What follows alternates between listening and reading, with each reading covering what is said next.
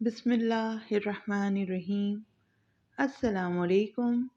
میں ہوں موسیٰ اور آپ دیکھ رہے ہیں Isra express YouTube and Facebook channel.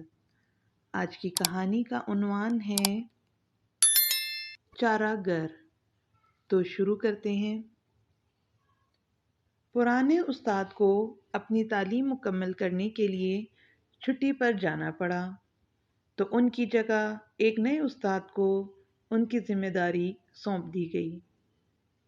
نئے استاد نے سبق کی تشریح کر چکنے کے بعد ایک طالب علم سے سوال پوچھا، تو اس طالب علم کے ارد گرد بیٹھے تمام دوسرے طلباء ہنس پڑے۔ استاد صاحب کو اس بلا سبب ہنسی پر بہت ہی حیرت ہوئی، مگر انہوں نے یہ بات ضرور محسوس کی کہ کوئی نہ کوئی وجہ تو ضرور ہوگی۔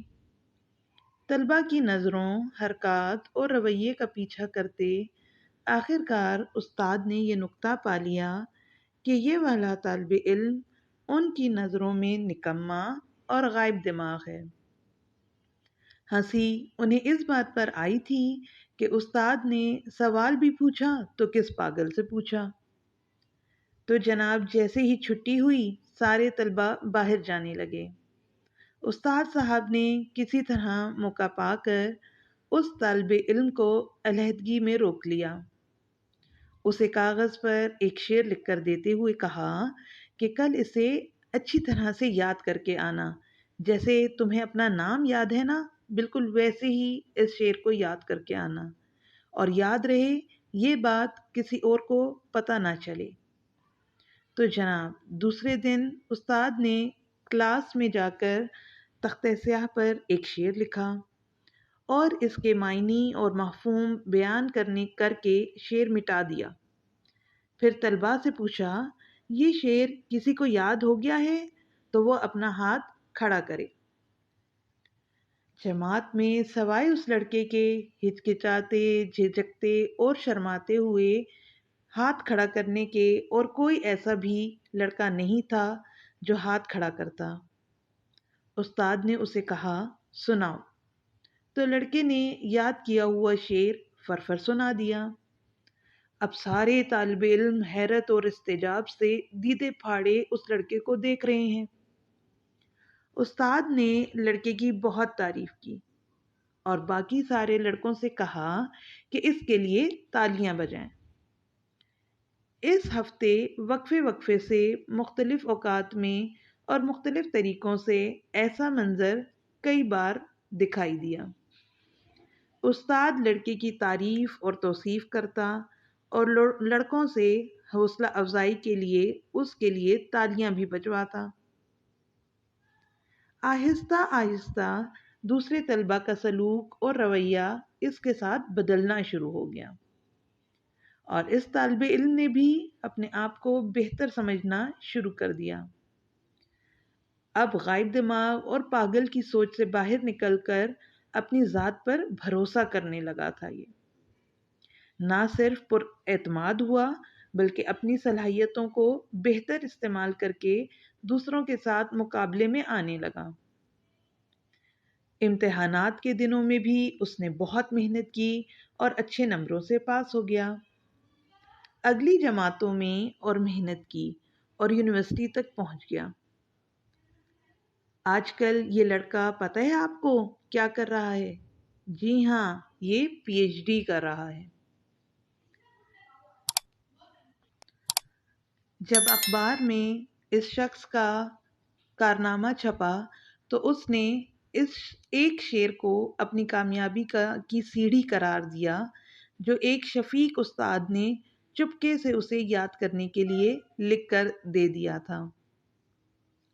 ہمارے معاشرے میں لوگ دو قسم کے ہوتے ہیں۔ ایک قسم ان لوگوں کی ہوتی ہے جو خیر کی کنجیوں کا کام کرتے ہیں، شر کے دروازے بند کرتے ہیں، آپ کی حوصلہ افزائی کرتے ہیں، ہر چھوٹے سے چھوٹے کامیابی پر آپ کو داد دیتے ہیں، بڑھ کر آپ کا ہاتھ تھامتے ہیں، اپنی استطاعت میں رہ کر مدد کرتے ہیں، دوسروں کے شعور اور احساس کو سمجھتے ہیں۔